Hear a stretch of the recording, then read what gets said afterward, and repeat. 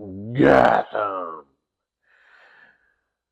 I will be there soon.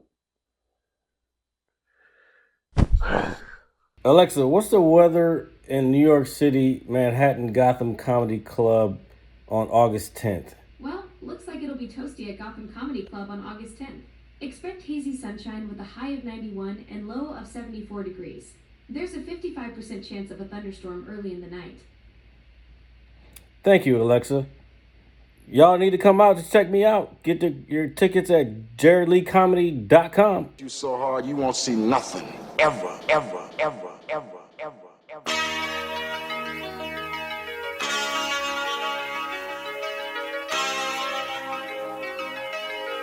Audio skulls all day. The lyrics, I'm just the lyrics. You want me to become a priest? I didn't say I wanted you to. That's it up you. But you seem like you want to be an authority figure in the Catholic Church. I would have to read the book. There's a lot to it. There's probably a lot to study. It ain't that much. You know pretty much what it is. I mean, no, not necessarily. Well, I know a little bit, but not a whole lot. I feel like you know enough.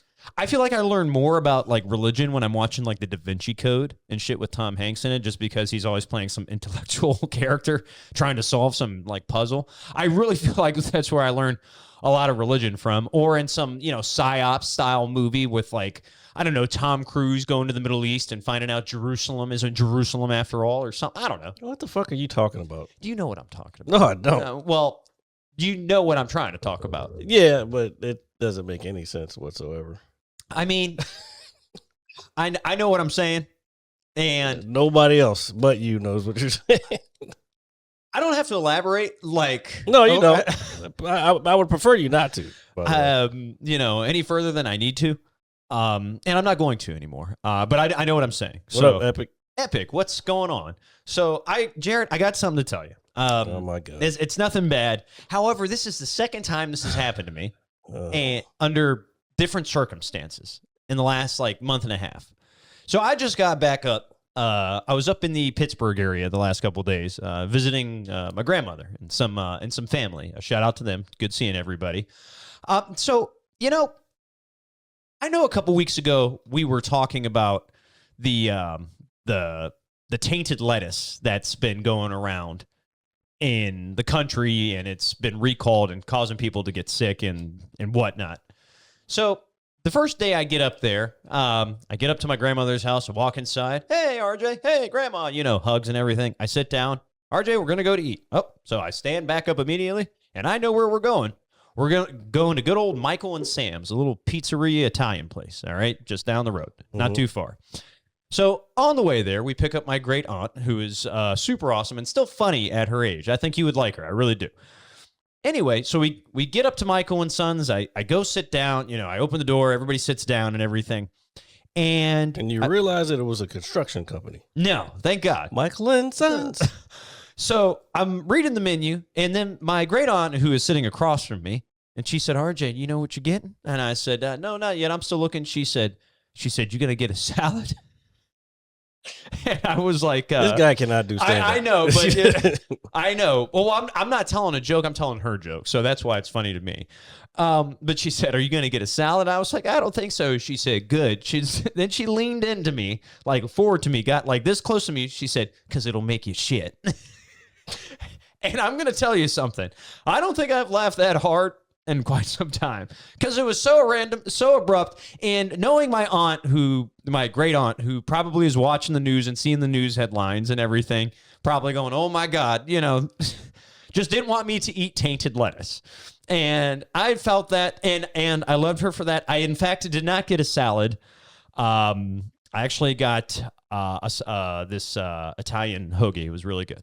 The same one you got last year? No, this was actually a different one. Oh, okay. They had different ones, and then, believe it or not, the next day I got a meatball one at the next place I went to. Figure. Well, they just come in got a bunch of pierogies. I actually did not get any pierogies while I was out there. I did not. I wasn't disappointed by that, but I eat them enough. Well, not homemade ones enough, but I wasn't super pressed because that place doesn't open until like lunchtime. I wanted to get some on the way home to bring to you and yeah, whatnot. like last time, and I didn't get any. Well, the last time wasn't my fault. It was my family, dude. My family. Jared, you have others to blame too. It's them. It's not me. Oh, no. It sounds like somebody has a problem with accountability. My family. So, but anyway, I just felt that was hilarious, and I wanted to share that. And I also wanted to share another thing that happened to me while I was up there. And speaking of taking a shit, so I'm at my grandma's house, doing my business, right? Oh, my God. And this is towards the end of the Hall of Fame preseason football game that was on the other night, which was actually quite good, by the way. I know it's preseason, but still something to watch with my grandma. That shit was on the other night. I was doing a set, and I was like, you know what? I don't really like football anymore because it's kind of gay. Like, I don't feel comfortable watching grown men with tights run around, and especially the quarterback putting his hand up under the dude's taint and shit. Sit down, hut. Put the ball in your balls. Under his taint. That should be the name of the podcast. You can't do that. No, unfortunately not. No, so I'm in there doing my business. And now my grandmother has this toilet paper, dude, that I swear was so thick you could write a book in it. All right? Because you're supposed to be using a bidet. I'm not going to argue with that. I'm not going to argue with any of that. I'm sure they're great. I know they're great. I haven't heard anything. I haven't heard anything bad about them. So RJ's going to tell us right now how he got toilet paper stuck in his ass. It was not Continue. stuck in, no. So, but it's like this thick ass toilet paper, and I'm thinking, man, this looks like it would be a pain in the ass to flush, right? And that's exactly what happened, Jared. That is Because exactly. you're used to fucking one ply and you fucking put too much in there. No. I'm telling you, I did not grab a ton of paper or toilet paper. There was just a few plies, nothing out of the ordinary, nothing crazy. I didn't have like this baseball wad handful of, toilet paper. Had a few plies, This is what's wrong with America. We need debis. We need bidets. Because I don't know, our current method is pretty gross, actually, if you think about it. I mean, it's been that way our entire lives, but That doesn't mean it's correct. I'm not saying it's correct, but I understand what you're saying. Like that argument always got on my nerves. Like my mom would say something, and I'd be like, "Oh, this, and the other thing." If you learn better, you try to do better. No, well, you've done this your entire life. Okay, so the fuck what? You can change. You can get new information and decide that this thing is not the way that it should be done. That's the problem with this country anyway. Everybody wants to keep it the same, but you learn new shit. You fix the old shit that didn't work. I heard a perfect thing this week. I'm not really getting into policies. This is just the mindset of people that it made me think. With the the whole grocery store thing in New York, how the mayor wants to have city-owned grocery stores, with set prices and with this, that, other thing, and the whole backlash again. Oh, it's socialism, blah blah blah blah blah. But he made a good point in this interview. He was like, before we had public libraries, that's a new idea that people would have been like, what the fuck? This is socialism. We got free books for everyone? Like, how dare you? And now motherfuckers don't even use public libraries. But it's still there. It's still available for people to use. Say Social Security, same thing. Like, people use it all the time. And like this, but there was a time where it was like, well, why are we doing this? Well, because we learn better and people are hungry. You know what I'm saying? Yeah, no. What I was going to say is... He said reusable toilet paper. I mean, who knows? But no. So I got to finish my story. So I grab a couple plies. This whole story ends with you fucking clogging the toilet. So, Jared, let me finish clogging the toilet. It's not a fucking epiphany. So as I'm flushing the toilet, getting ready, wash my hands, everything. I watched everything go down. I'm like, all right. The water starts rising. And I'm thinking, oh, shit. It's the toilet's clogged. And I was like, this is impossible. He only does this because he wants to hear this all the time. That is not true. That is not true. It's a funny sound, but it's not that I want to hear it all the time. So I'm like, oh, shit. That's what you wanted to hear in the moment. And I'm like, okay, Yes, at the moment, I was like, oh my God, it's coming back up. I was like, why is this happening to me? I'm thinking of the story I told you like several weeks ago. I'm like, why is this happening to me? So my grandmother's plungers got this, it's in a little container thing. It's right there. I'm like, all right.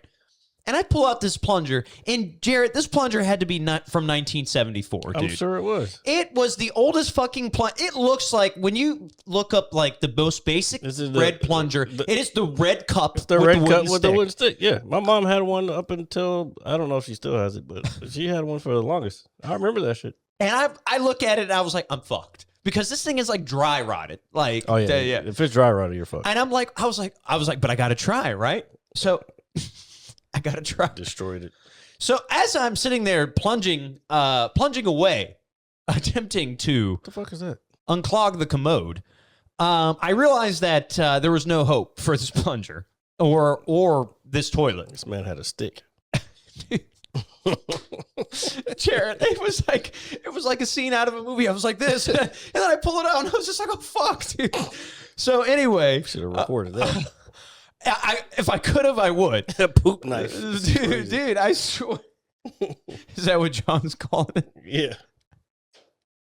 I'm sorry. I know this stuff is childish, but I just couldn't believe the plunger I had. It was like 50 years old. So anyway, I call out to my grandmother. I was like, hey, because some water started coming out onto the floor a little bit. I'm like, oh shit. Now the towels are ruined. Yep. So I got to get a couple towels that she doesn't really use. All right. Get everything cleaned up.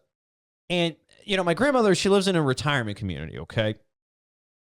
And it's 11 o'clock at night. I have no other means of trying to fix this toilet.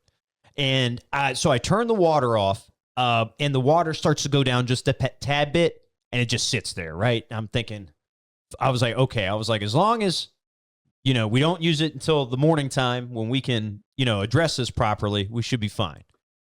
So anyway, she was like, here, we'll call the maintenance guy in the morning. Maybe he has something. And I was like, all right, cool. Because, I couldn't do anything at this point. And I felt bad for clogging my grandma's toilet. So I wake up the following morning, and we call the maintenance people, and they're like, oh, so-and-so's on vacation, but I can come up there in about 4.5 hours. And I'm like, whoa, hold on. That's live in the country, motherfucker. Yeah, and it's just, I was like, cool. Like, that's no problem. Somebody's going to come, help my grandmother out, because I'm getting ready to leave to head, back this way. And it's the one on the was that right? Yes, the one on the right. That is exactly what I had in my hands, dude. It was not a joke. It literally looked just like that. I know. So, long story short, my aunt and uncle came up to my grandmother's apartment after I had left, and my uncle learned what had occurred. So he went downstairs to the main lobby area where they have the single bathrooms, and miraculously found a brand new plunger, newer style plungers in them. So he used his brain. Well, first of all, hold on, time out. When this was happening, hold on, time out. So he did. In the sense of, I didn't think that those would be down there in those bathrooms. I didn't think of that at all, okay? Oh. Because, one, they're in a public lobby, okay? So I wouldn't think they're exactly where you would want a plunger to be. Yeah, but at the same time, who's to say somebody's not going to run off with said plunger in a public place? It's a retirement home. I understand that, but again... Where the fuck are they going to run to? I don't know, Jared. People visit. I couldn't tell you. Somebody friend... Anybody stealing a plunger needs to be their head examined anyway. What are you going to do with a plunger? Who knows? Maybe fucking try to find a better design than what I had. But regardless, the toilet was saved, it was unclogged, and it was fixed. Yeah, exactly. Maybe eating some vegetables like lettuce will help you with your problem there. It wasn't a problem. I'm telling you, what clogged the toilet was the fucking toilet paper, dude. You could have written a book on it. You used too much. I didn't use too much. Look. I guarantee you, because this happens to me at times when I don't have the proper toilet paper. You're used to a certain type, and when you get something that's really thick, you're gonna pull off the same amount that you would before when you have the cheaper shit. No, but I'm telling you, I was cautious about this, man. I don't think because when I felt it, I was like, oh my God, dude, a book. Mm-hmm. Dude, I could have written you a note and passed it to you on this thing. I think I'll pass. And I'm not to say that I would have done that, but that's how thick the paper was, dude. It was like the quilted quicker picker-upper of ass wiping, dude. That's exactly what it was. I know what you're talking about, but yeah, you do tend to use more than you should. It was just asinine, and I just can't believe. Not to mention, if it's on a higher level, the water pressure is probably not going to be as much as it would be if it was and I will attribute some of that to that as well, and that's what I think as well, because it doesn't have the toilet has a little bit of oomph to it, but it doesn't have the oomph to it. And a lot of times when I don't know if they still do it, but there was a time when they were doing this water saving thing. So the toilets would have, because my mom has them in her house, the toilets have these like. Oh, I know what you're talking about. Yeah, it's like a water saving thing, and it barely flushes, but it gets rid of the shit, but it's still not like I need actual water in my toilet. I don't need just a little fucking puddle at the bottom. Like, no. I need the vacuum. I need the vacuum suction of a toilet. I want dude. A space toilet. Dude, I want that shit to launch out into the atmosphere. Well, not the atmosphere, but into space. Yeah. Like that level of suction.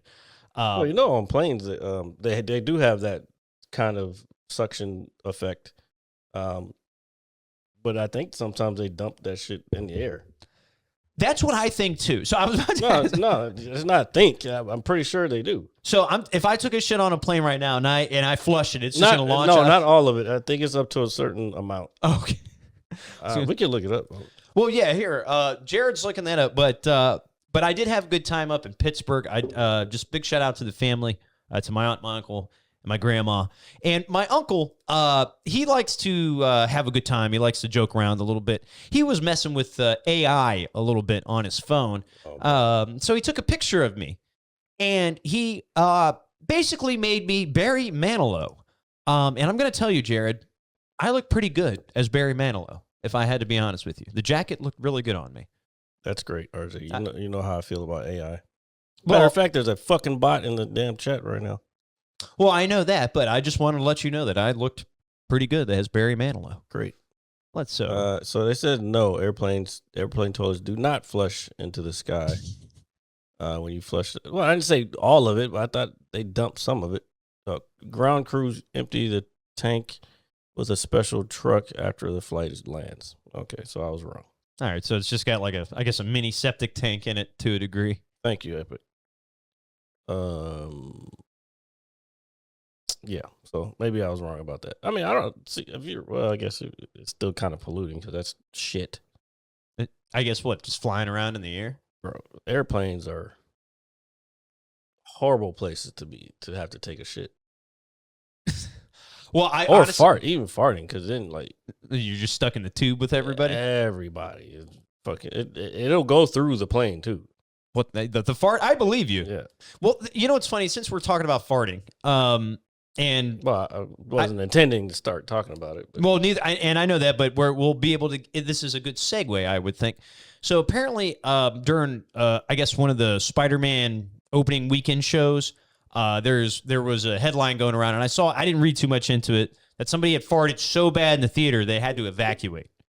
No, somebody had I saw that it was a stink bomb or whatever. Okay, and granted, I remember I said I only read the headline, I didn't read into it, so you read the article and clearly I didn't read the article, but I read it deep enough into it where I knew it wasn't a fart. Well, I just thought it was funny. Farts there's not that much parts per fucking million. Well, I was gonna say, could you imagine being in a theater and one person's fart, somebody busts an ass, and then you just had to wouldn't clear out a theater. Like it would be something heavily wrong with that person for it to do that. You said heavily wrong with that person.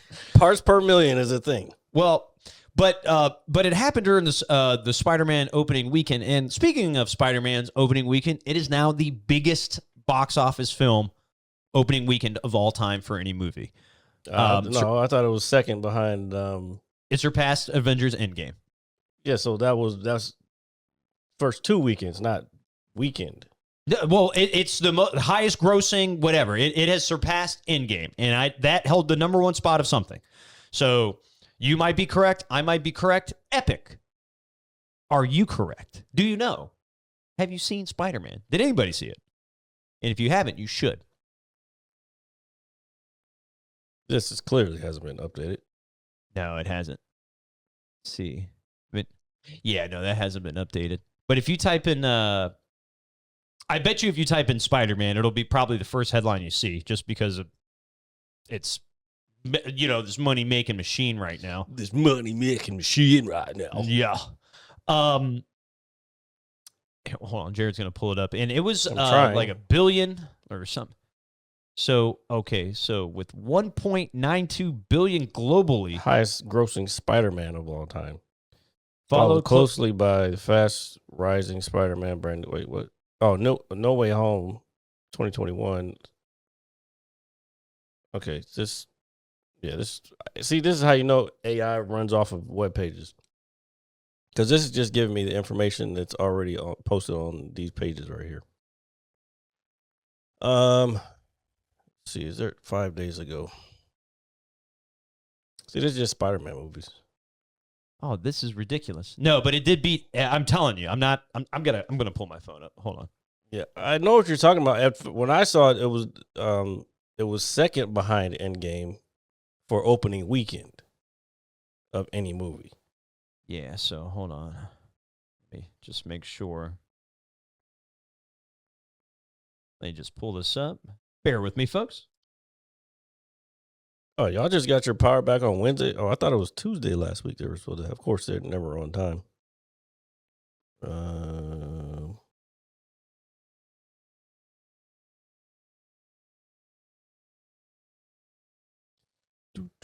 The highest grossing movie opening weekend globally is Avengers. See, right here. Globally, with $1.2 billion was Avengers Endgame. Domestically, U.S. and Canada, the record is held by Spider-Man. Well, maybe, okay, so domestically, it is higher than Endgame. I don't know if it is even open overseas yet. I know in the UK it has, but like China and them. Do they typically get most major releases after us as well? But them it depends because they have to go through all kinds of censorship shit where the government has to approve stuff. So I think it takes a little time if they even let it in, because a lot of times if it's like too much American propaganda, they won't. I said we can't even have it here. I actually didn't really think about it like that. Are there here? Since we're talking about, are there any major movies that you can think of, or maybe that we can look up that have not hit a certain country? Maybe something that's insanely popular, but it's just banned somewhere for some apparent reason, or not apparent reason. A few movies like that. Well, I know there's got to be, now that you're telling me this, and I was just like, well, maybe there's something that no country has ever seen, and that's pretty fascinating. Hold on, so we've got so many films face strict bans across the globe due to political controversy, graphic violence, religious blasphemy, or LGBTQ themes. Let's see. And again, that's going to be depending on the country. So prominent examples include A Clockwork Orange, banned a fucking wild movie. That is a very wild movie in several countries for violence. The Last Temptation of Christ, banned for religious offense, and regional bans. Or what does that say? In the regional bans, like what does that say? Barbie. Yeah, that says Barbie and Vietnam over mapped boundaries. Over map boundaries. I wonder what that really means. Yeah, what certain areas can have and certain areas can't. Barbie 2023 was banned in Vietnam because of the map scene displaying China's disputed territory. Oh, okay. So that's a China thing. Okay. Wow. But there's something so, like something very, which it sounds, I've never seen this movie, so I don't know how much of a role. I've never seen Barbie either. I tried to watch it. I was like, nah, turn this shit the fuck off. Did it seem? I only wanted to watch it for Margot Robbie, but it was. I was like, God, there's so much pink. Like I couldn't do it. Was it just like way too much? Was it overstimulating? Yeah, it was over the top. Yeah, it's. I mean, I get it. It wasn't for me, but whatever. But yeah, I think Sinners did pretty well in China, which was surprising. what I was gonna say is, since we're talking about these movies and everything, I on the way home yesterday, I actually listened to an episode of Joe Rogan. He recently did an episode with Tim Robbins. Tim Robbins, who From Silo. from Silo, yep, and from The Shawshank Redemption and various other Hollywood kind of classics. And they were talking about movies for a little bit, and streaming, and then they touched on Silo a little bit, which I thought was pretty neat. Since we are currently watching that. And Tim Robbins was talking about how movies are made nowadays, and just like Hollywood in general. But he was like, hey, you know what movie he really enjoyed was this new, I guess, horror / movie. And Joe Rogan said he liked it too. Is this movie Obsession? I heard. I keep hearing a lot about it. But I'm not into horror movies. Yeah, no, and I haven't seen it either. And it popped up on my thing, and I'm like, everybody's talking about this. Maybe I should watch it. But so my sister's watched it a couple times now because she thinks it's awesome. She's into that stuff, which is fine. But he was talking about how they make movies nowadays. He was like, when you got your Marvel movies with a $200 million budget or this and that, you already know you're going to make it back, and you kind of know what you're going to get. He said this movie, he said making movies, sometimes you just have to fucking throw it out there and just see what happens, see if it sticks. And he was like, the reason he liked it so much is because you don't know who some of these actors and actresses are. They're kind of trying to make their names. That's another band movie? What? Oh, no. I said up-and-comers. I'm listening to what you're saying. So, and he was like, a director that's, in his mid-20s that kind of got big off of making some YouTube videos, and he's got this smash hit, Oh, that's the Backrooms one, I thought. No, this guy also kind of has a similar background to the same.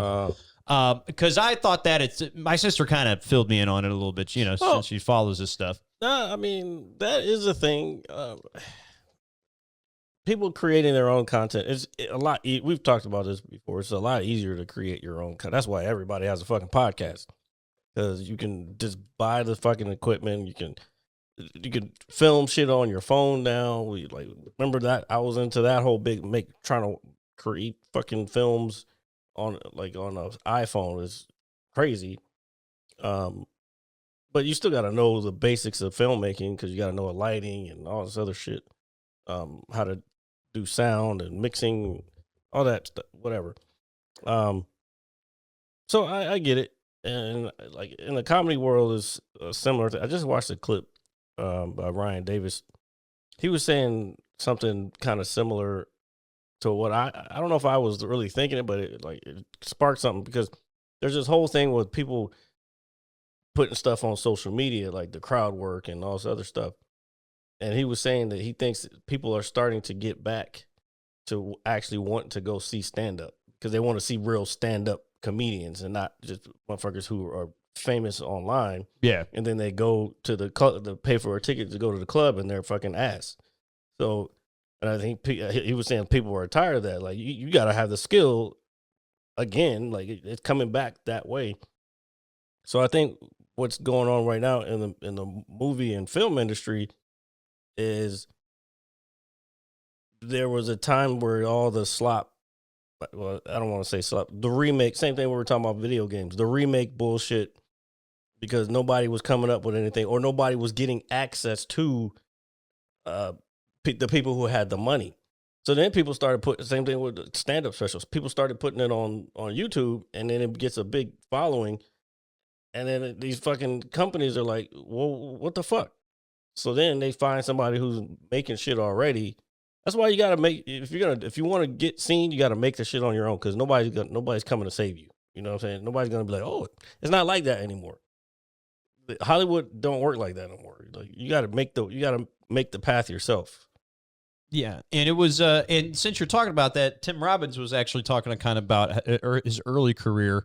And where he said the best thing for him, I guess, was learning when to say like no, to a project or whatever the case may be. Because he said somebody approached him about some movie. This was many years ago, for some movie. I don't even know what it is, but he really needed the money.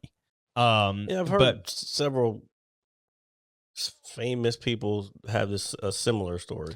And he really needed the money, and he ended up kind of going to, I guess, a preview to see exactly what was going on, I guess, to read the script and whatnot. And he ran into a friend of his there, and his friend there was like, damn, dude, like, what are you doing here? I wouldn't expect you to be doing something like this. And he was Because like, he had already moved past that point. yeah, I guess so. And, or at least to some degree, to where his friend was like, oh, hey, dude, like, what are you doing here? And he was just like, well, I need the money. And then him and his friend collectively, his friend was like, nah, man, you don't need the money that bad. And he was like, well, I'm glad my friend told me that, because he was like, deep down, he was like, I really didn't want to do it. He was, for the money, even though I needed it. He said, so I told him no, and I held off a little longer. And he said, I got this next project, and it turned out to be, something really, really good for me. And then he started talking about, the Shawshank Redemption, and kind of how that put him up on a platform. But he also started talking about, just how movies are kind of recommended in general. It's like, he said, the Shawshank Redemption, and, I didn't know this, or maybe I did, but it didn't necessarily do super well in theaters when it first released, because it came out the same year as Pulp Fiction, Ace Ventura, the first one, I believe, and then Jurassic Park, the original. Oh, yeah, you're not going against that. But it got nominated for like 7 awards. I feel like I remember them being in the theater, like the poster being in the theater too. Man, dude. Yeah, I'm seeing movie posters like back in the day. They don't hit the same for me anymore. No. It's a little different now. Man, I remember, coming up to the movies and just seeing the poster and everything. You're just like, yeah, you're just pumped. Yeah, what? I wonder why that is. But anyway, but it got nominated for awards, but only when it hit, I guess, VHS. And when people could start to rent it and buy it, and it started kind of hitting more homes, he said, people started watching it. And he said, you go into a Blockbuster or some local video store, and it's like, you go in for one movie, and it's not there. And you say, hey, to the clerk, hey, you got anything good? And they're like, hey, why don't you try this out? He said it's not kind of the same nowadays. He said, you open up a streaming service, and he's like, you got everything right there in front of you at all times. And he said, it's just not the same. He said, you don't have anybody to really tell you if something is good or not, or if it's worth your time, Well, and you should explore on your own and things. Yes, I think you still should kind of well around yourself. I mean, I guess you can. There's still reviews on stuff. Yeah. You just got to make your own decision, but at the same time, you just got to be like, let me try to, like, what movie did I try to watch? The one with Hugh Jackman in it that just recently was out. Death of Robin Hood. Didn't care for it. Didn't finish it either.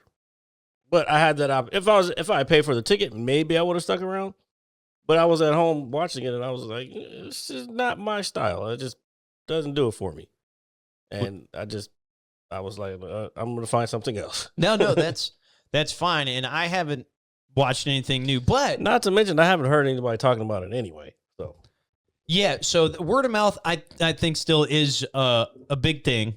Obviously, especially if you're out as much as you when you're going to comedy spots and stuff like that. I'm not talking to people about fucking movies. I know, but I'm just saying you're out and present amongst society. Oh. Yeah, you should fucking do the same thing instead of being a fucking recluse. I am not a recluse. Yeah, you are. I am a completely fine, sane individual. Okay. Mm-hmm. Yeah, but you're doing that. Keep going. So I really just enjoyed the overall commentary and his just hearing what he had to say about it, and I was like, man. And then he started talking about like how movies are made nowadays. He said, back in the days when you had like the Charlie Chaplin, there's no sound, no nothing. You had to film, you had to improvise, you had to make it believable and improvise. Yeah, that's what I said. Okay, sure. That's exactly what we can roll the tape back, but go ahead. Sure. Go ahead. Yeah. Anyway, so he was just talking about how movies are made, the styles of it, and how things are kind of, can be kind of boring nowadays in certain. He said a movie like The Shawshank Redemption would not be made in today's day and age. And he went to elaborate on it a little more in depth, and it was a long conversation, so I'm not going to sit here and try to reword everything. But he was just basically saying, hey, you got to know the audience, in this day and age. And he was like, something like that. He's like, I don't feel would do well, or it might be received well by like some critics, but overall, you're not going to get butts and seats with a movie like this. He said even when it came out, people were like, hey, aren't you from that Shank Rock and Roll? Or, they didn't know how to say the movie name. Or nobody knew how to say the fucking name. But that's what he was saying. He said maybe it's the title, maybe it's a mouthful. So I just thought it was interesting. I think you could do it today. I mean, he has way more knowledge in that area than me, but making a good film, I don't see why you couldn't do it today. And I don't like Sinners was a good film, and a lot of people saw it. I won't put Spider-Man in there because people are going to go see Spider-Man regardless, just because they love the character. Yeah, no, and I think that's easy, and that's kind of what he was getting at with the Marvel movies. Yeah, something like an original piece like Sinners that did well just because everybody's talking about it. Like, hey, this is a good movie, but the way it's filmed, I think marketing wise, I think that has been helping a lot in recent releases. Because when Sinners came out, Ryan Coogler, he did a couple pieces or like little pieces of content explaining to people the difference between 70 millimeter, IMAX, and all this other stuff. More to educate people on, okay, this was an actual film. They similarly did the same thing with the Odyssey, where you had Christopher Nolan going around doing the same bit, educating people on this is a film. This is like 19. Let's see, what's a reasonable year for film? In the 1960s and 70s. Okay, when everything was 35 millimeter on the film, and they were in Fight Club when they do the cigarette burn, and they're editing the film, like they're explaining that to people who are into film and going to the theater. I guess I don't know. For me, that helped with the marketing. I don't know if it's a nerd thing. And there was a return to the old analog type stuff anyway, because people are buying vinyl again. Artists are selling vinyl again. Tim Robbins actually talked about that on the podcast as well. Yeah. He was talking about just like analog media, and he spoke a little bit in depth about vinyl records and things of that nature.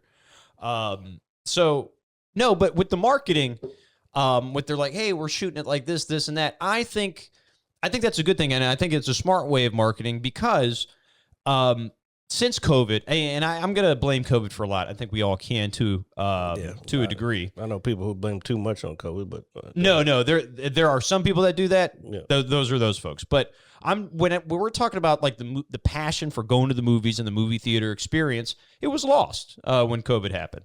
So when you're like, hey, you know what? I'm making this movie with these really popular guys. Same thing with stand-up. Stand-up was shut down for a while, too. I believe that. And people are starting to go back to the clubs again. And so when they're making a film, he's like, you know what? What's a good way to try to re-engage folks to get them to get back into the theater? Hey, I'm making this movie like this. And it's like, hey, it's got Michael B. Jordan, who's a very popular young actor amongst, this generation. And it's like, maybe this will help. And I could 100% see that drawing you or even me to a theater to watch it, regardless of what movie it is. I mean, look at what we're trying to do with Odyssey. We still haven't seen it because we can't get into the damn theater. Yeah, not without fucking having a broken neck at the end. Dude, we should go in with like Professor X-style chairs and then like hover up to the top. Nobody will say anything to us. Okay.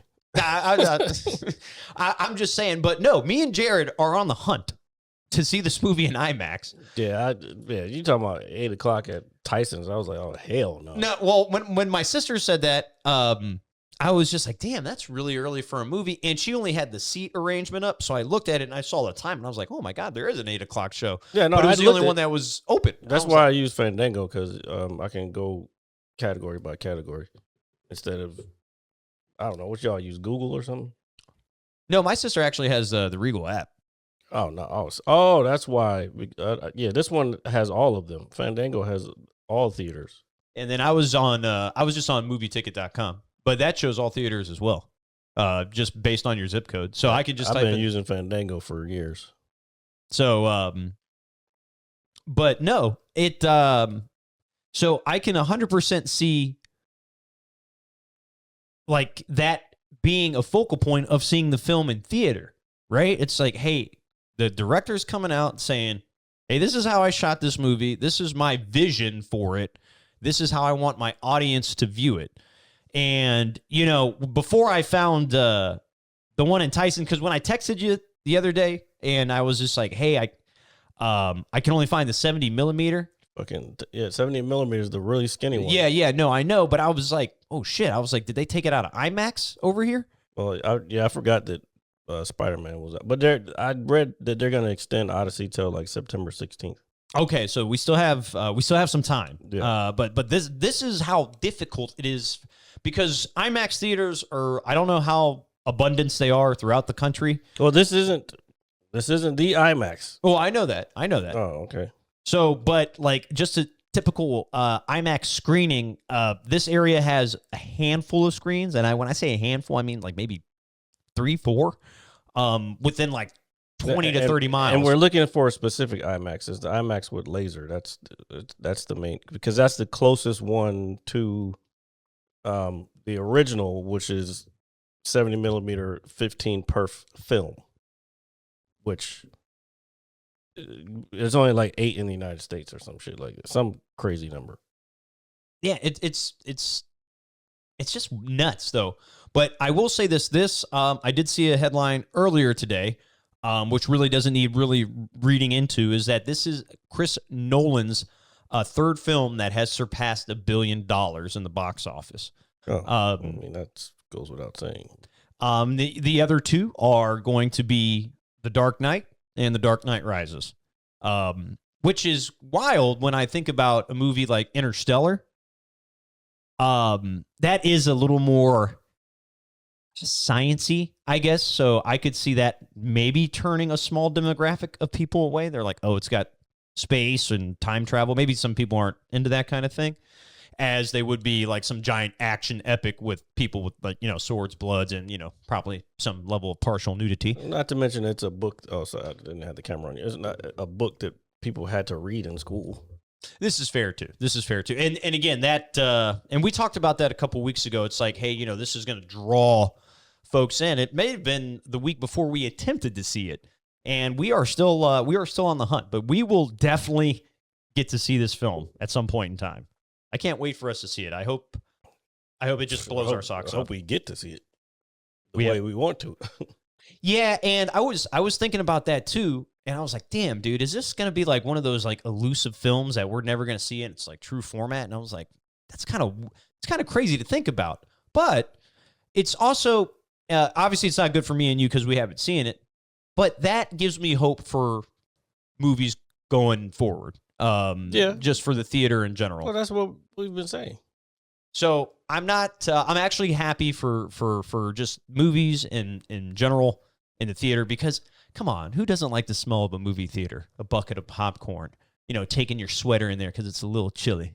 Just a little chilly. Which you never do. Well, I typically have my long sleeve on, which is for the most part okay. It depends on which theater you're going in. Some theaters are cold as shit. So, well, at least I'd put it this way. I think I'd rather be a little chilly or maybe even cold, because I feel like I could just stick my arms in my shirt and like bear hug myself if I had to. I want to be comfortable. I want to be comfortable. I take my hoodie with me. If I get a little too cold, I can put the hood over my head. But it won't be like when we saw Superman last year and it was like 95 degrees in the theater and we were going to suffocate. That's because they fucking broke the damn, move the fucking film to another theater. Like, what are y'all doing? Yeah, it was like really hot in that fucking place. It didn't make sense. It makes no sense, folks. So if you go into the theater and it's hot, please complain.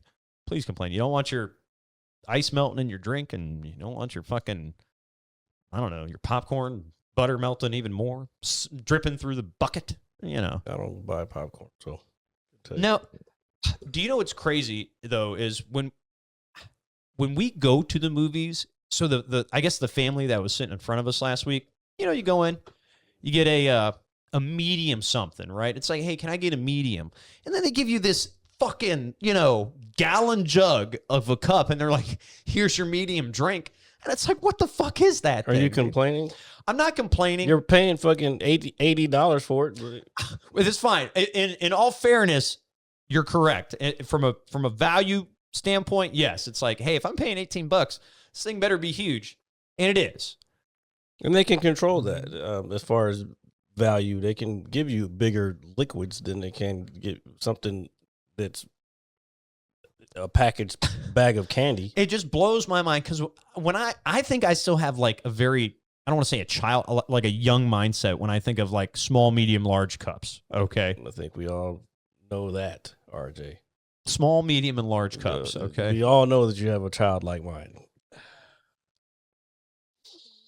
So when I think of a small cup, I think of, you know what it is? I think of fucking McDonald's. Okay. I'm not even McDonald's is bigger now. I know. So when I think of a small cup, I think of a small cup. A water cup? Yeah, I think of a water cup. Okay.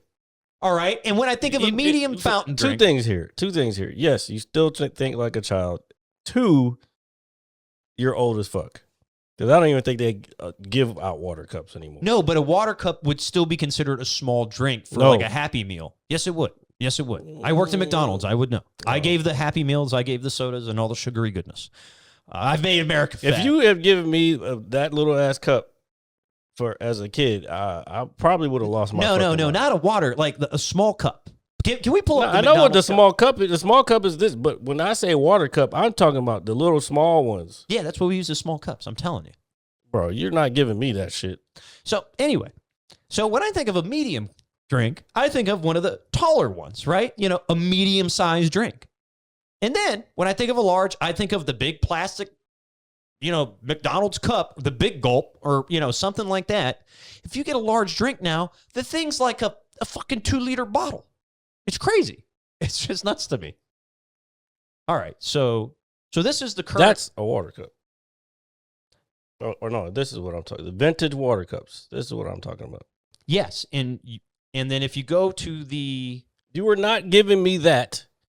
Which the one on the right, you're not giving me that for my Happy Meal, motherfucker. Dude, and if you go the same size is those ones right there in the middle, the smack middle, the right there.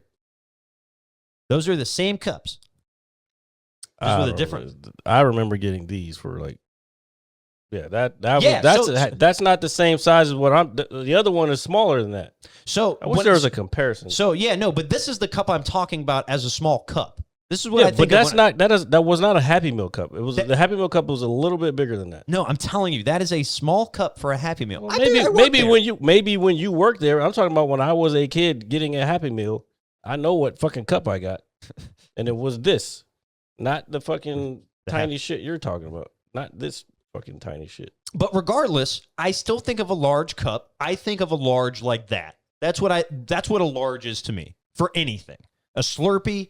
A McDonald's drink, a movie drink. But when someone is like, yo, can I get a medium?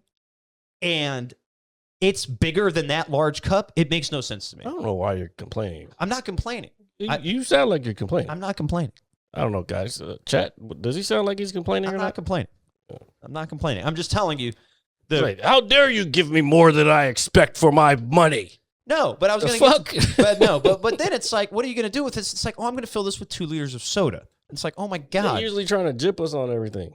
I get that. I'm not saying from a value standpoint and buying it. Like, yes, you're getting what you pay for. But dude, who's going to drink fucking 1.5 liters of soda in a movie? It's just you'd be like amazed. It's just not good for you. It's like those motherfuckers who have the big ass buckets of popcorn. This shit's empty by the time they leave. Yeah, dude, some buckets of popcorn are massive, bro. Like, if for one person, it's crazy. Like, it's crazy. I agree. Now, if you want to share it between 2, maybe 3 people, understandable. I don't want nobody else putting their fucking grubby ass hands in my bucket.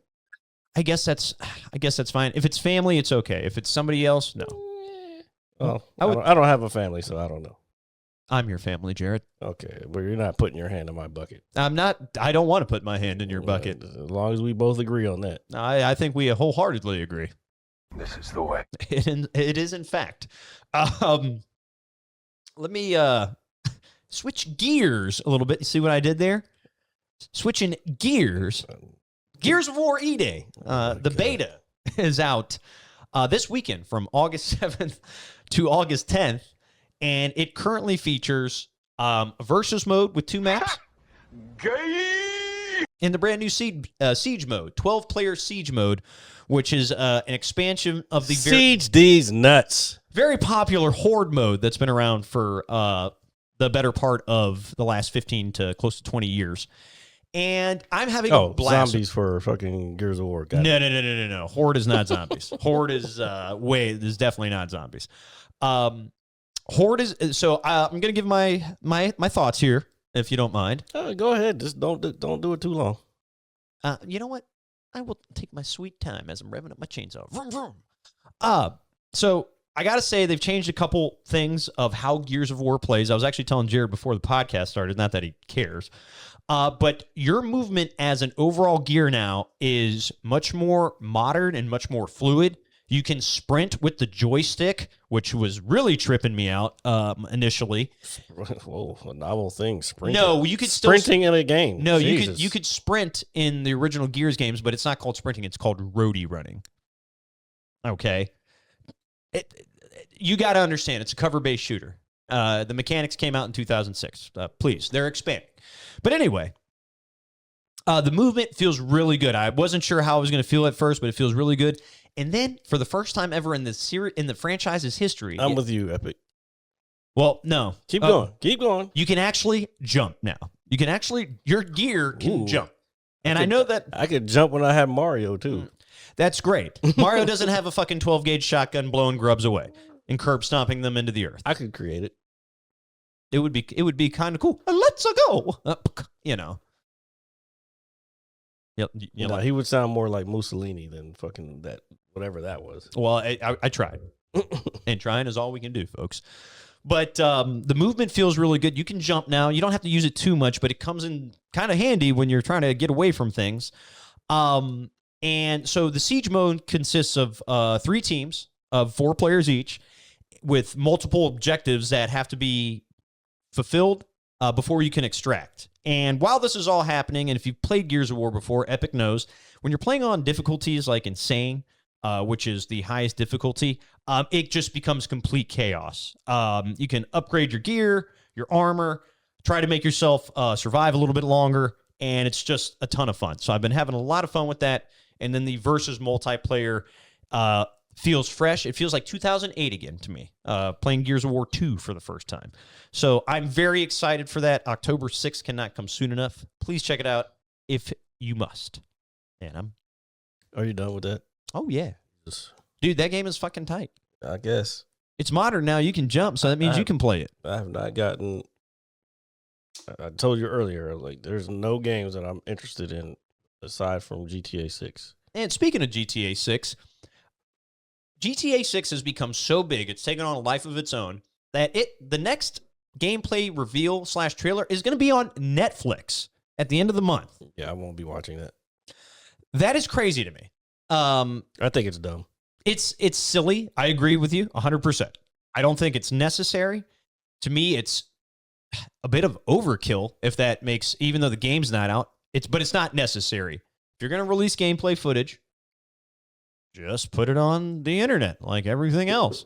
No, they're giving Netflix exclusivity, which means somebody's getting something out of that. Somebody else, each are getting something out of it. And I just kind of had to like double take when I read it. I was like, "Yo, they're really just putting this on Netflix," and I don't know if I like that. There's no reason. Like fuck for. Yeah, no. So I don't like that. I will say this. Just like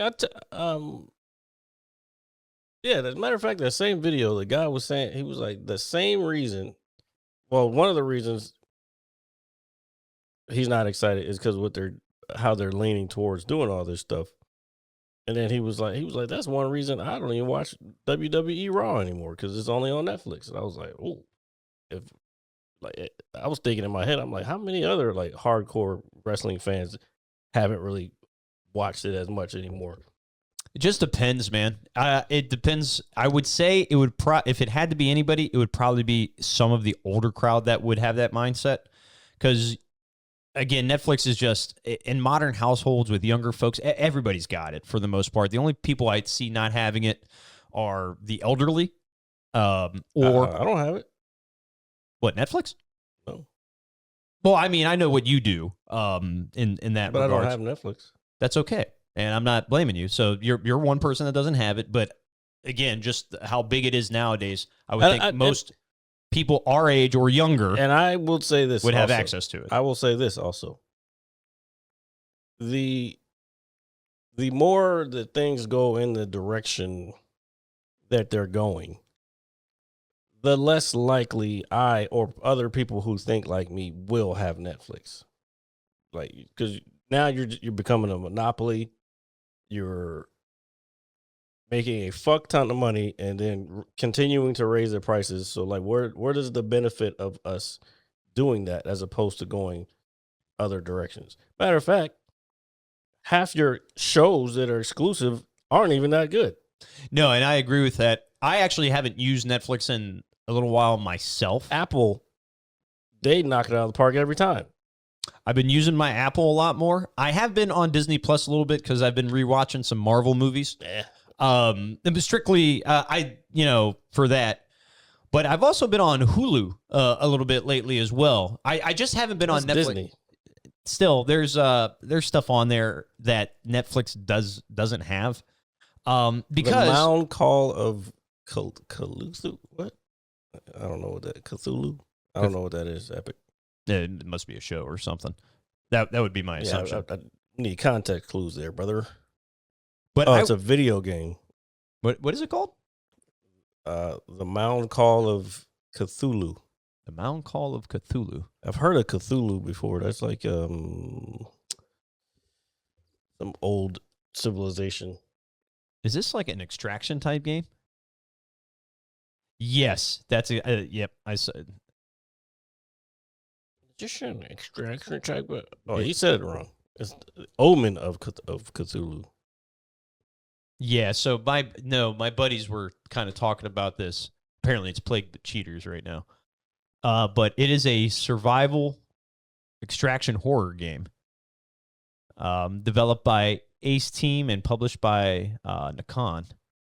Let's see, released on, it's only it's not even a month old, but I remember my buddies talking about it a few weeks ago, but when it launched, it had some, it was kind of buggy, and people were having a hard time connecting to servers, just as most modern launches go nowadays. Yeah, I was going to say, that's how it always is. So we held off on it, but maybe a week or so later, we found out that a lot of the population, I guess because it's cross-platform, there's a lot of people cheating that are on PC, and it's kind of ruining the experience for some folks. So we held off on playing it. And there's like some sort of, I guess it's asking for your birthday. Yeah, I'm just hoping I calculate the right year. I don't want to play this. Oh, there's no sound. Oh, that's somebody streaming. So it looks like we got the brief trailer right here.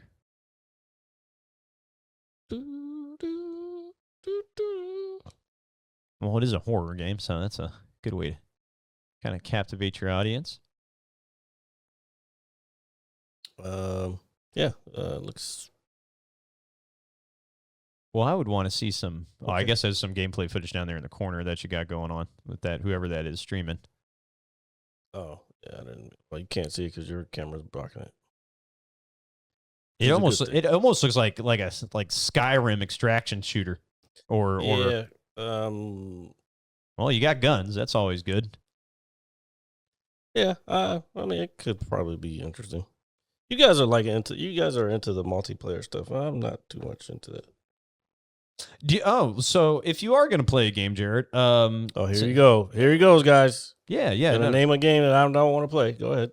No, but it's actually a series that I have been playing through for the last maybe week or so. It's called A Plague Tale. The first game is A Plague Tale Innocence, and the second one is A Plague Tale Requiem. The third one is going to be coming out at the end of the month, and well, they were on Game Pass, and so this is why I downloaded them. I was like, because I'm waiting for the big MSG4 here at the end of the month. Woohoo! They take place in the 1300s, where essentially there is a plague. Spoiler alert. Don't go too deep into this. Yeah, no. But they're very good narrative single player games, and I think you would enjoy them. Just the set pieces, the graphics are really good. I don't think you know me at all. Well, I'm trying to give you something good to play. It's not much out there that fucking intrigues me, brother. I get bored very easily.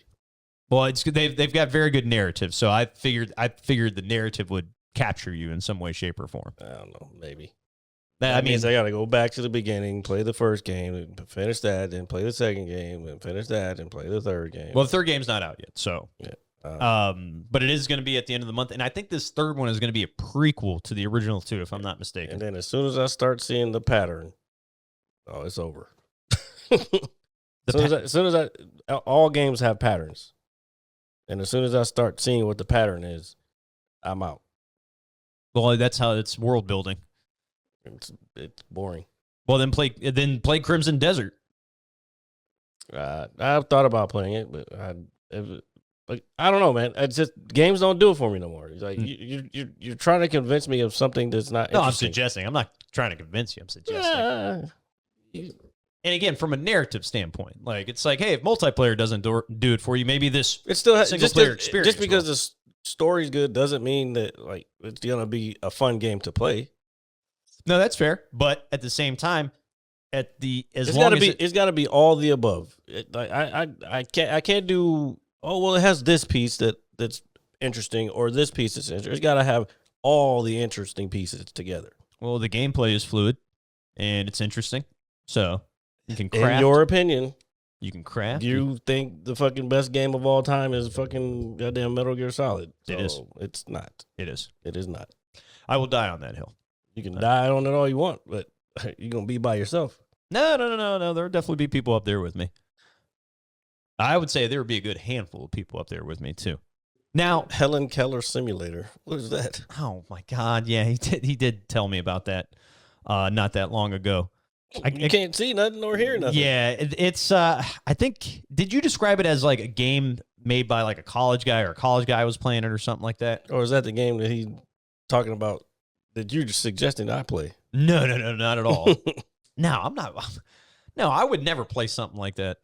I'm a very narrative-driven person when it comes to video games. I think stories are some of the best, told in a video game. So it has to be fun.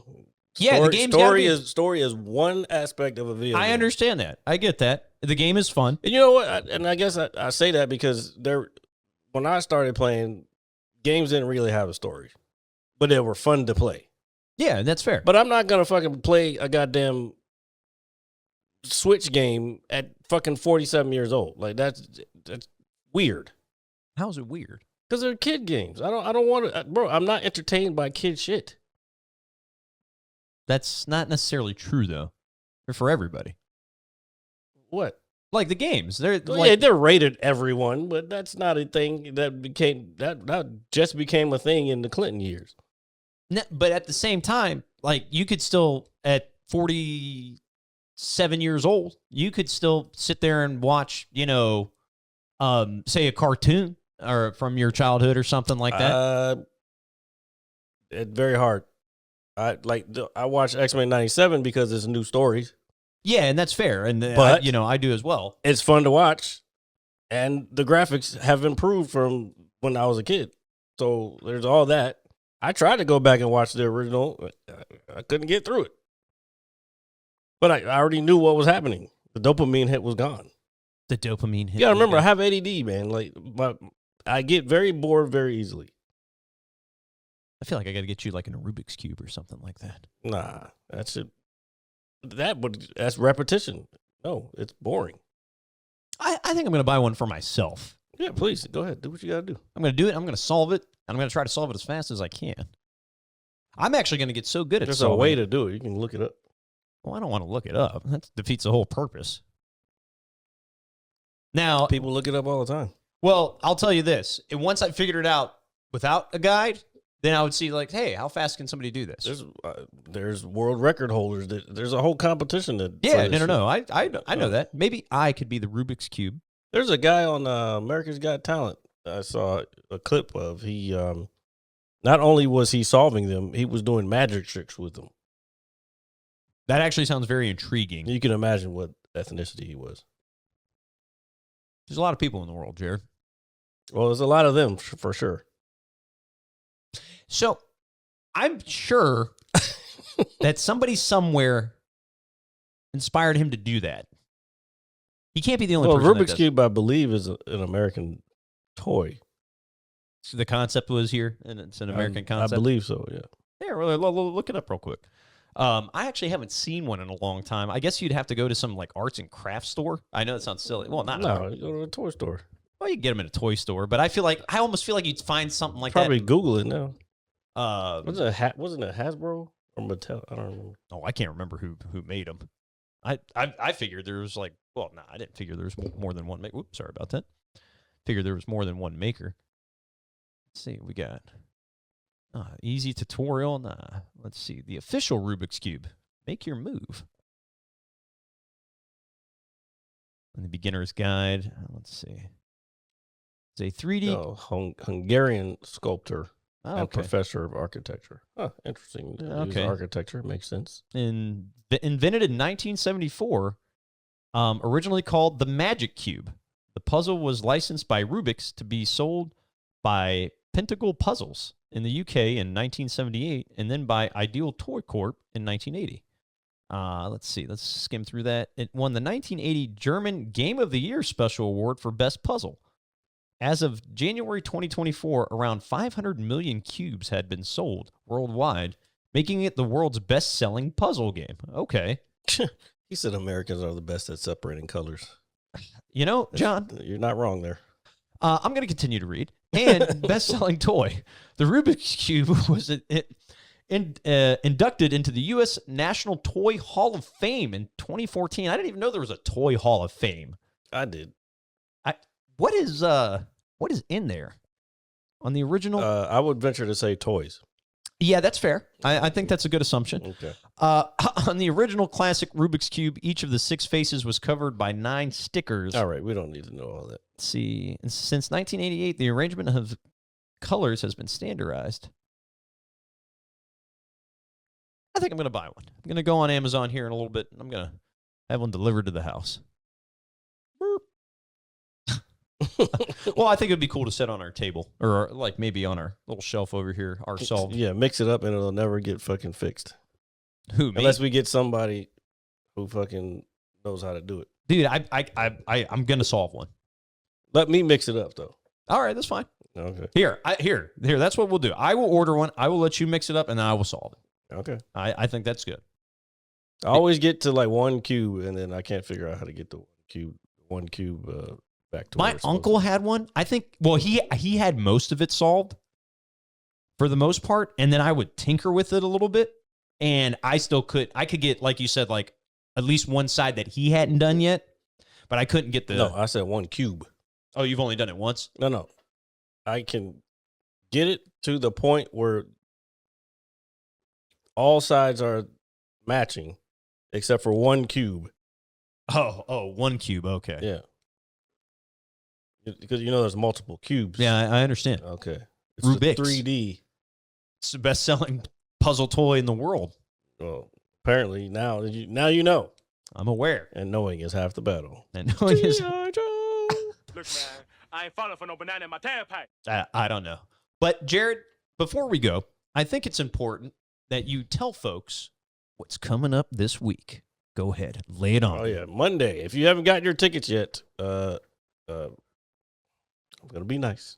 If you haven't gotten your tickets yet, you can still get them. The show is at 7 p.m. Monday at Gotham Comedy Club. Get your tickets. I need you to buy tickets. Yeah. And show up if you can, please. Yeah. The link is it's been up here a couple times, jaredleecomedy.com. It's also, if you just go to jaredleecomedy.com, it's the first link at the very top. It says Gotham tickets. There you go. Please let me know. Oh, and make sure you put my name, Jared Lee, for the performer you're coming to see in the box. I don't think RJ's bought his tickets yet, but because I'm going to be buying 3. That's why. We'll see. So what I was going to say is, Jared, I know you're going back up to Gotham City, a.k.a. New York City.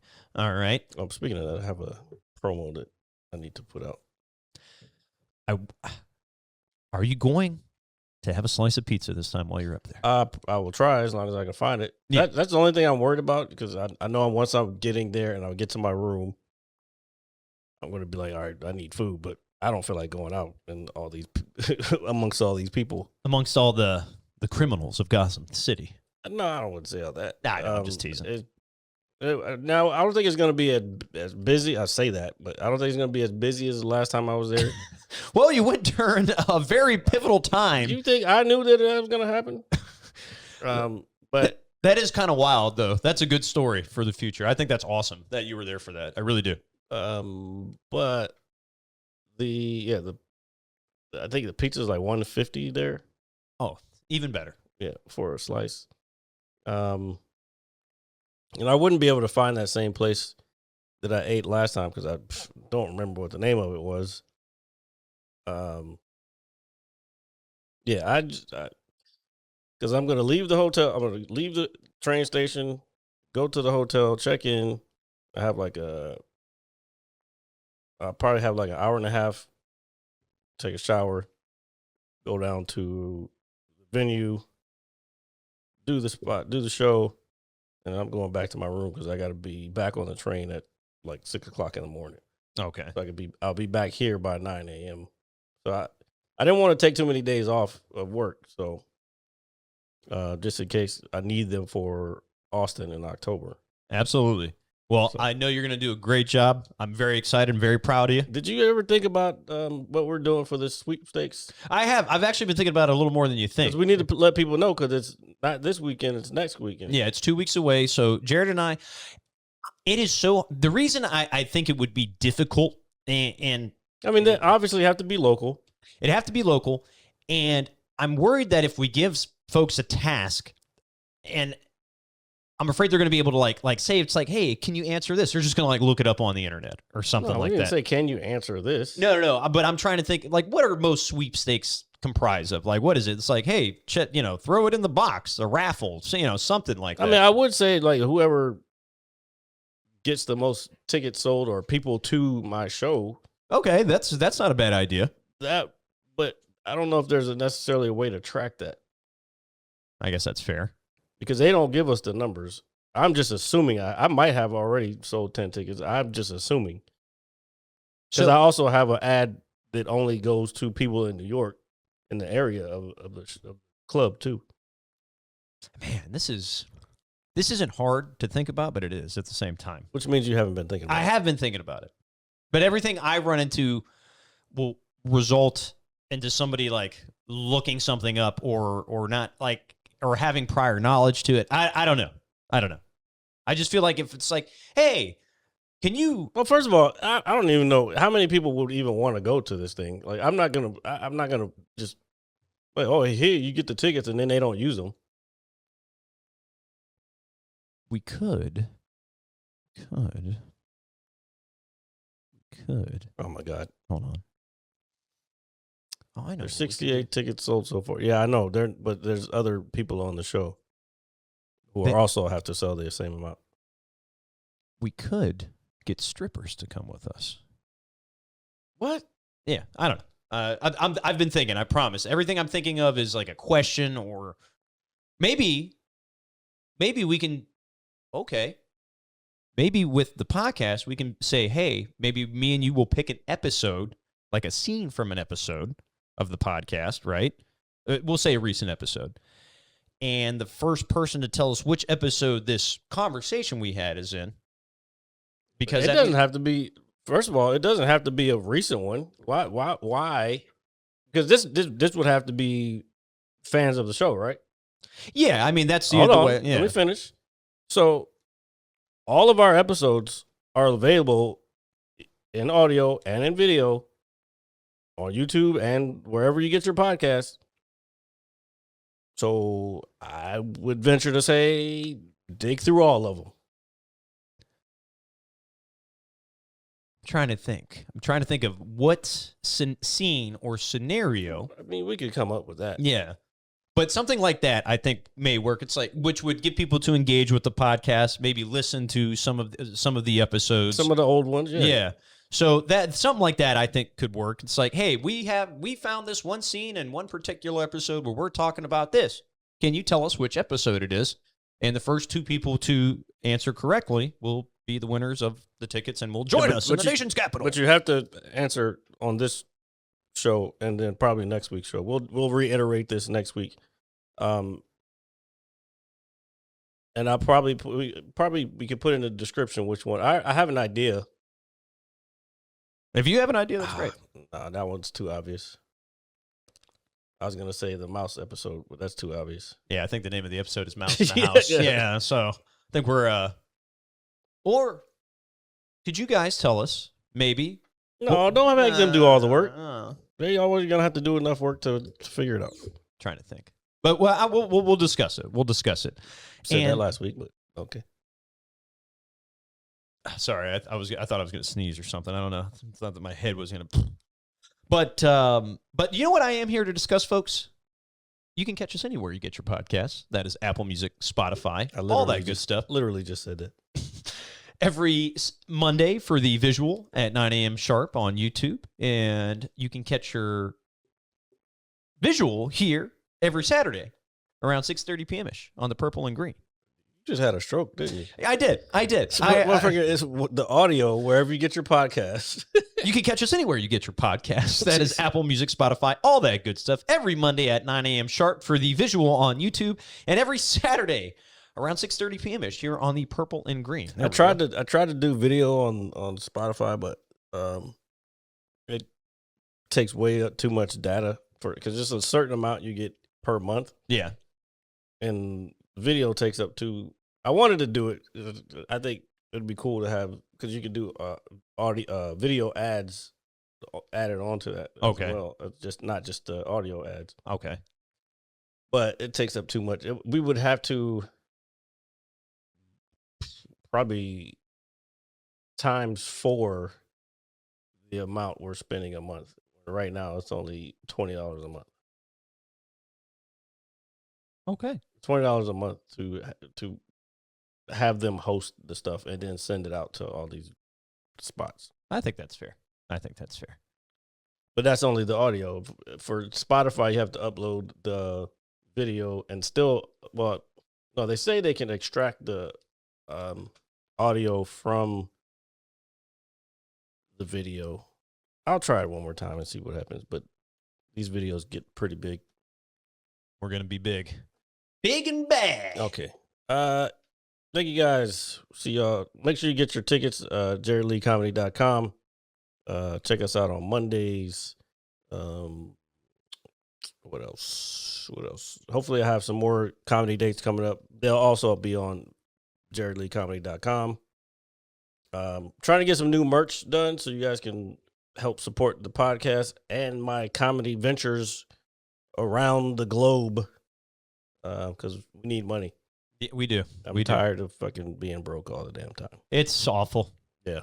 All right. See y'all next week. All right. An hour? What am I supposed to do with the mad scientist for an hour? You know, tamper in God's domain. Peace. Hit you so hard you won't see nothing. Ever, ever, ever, ever, ever, ever.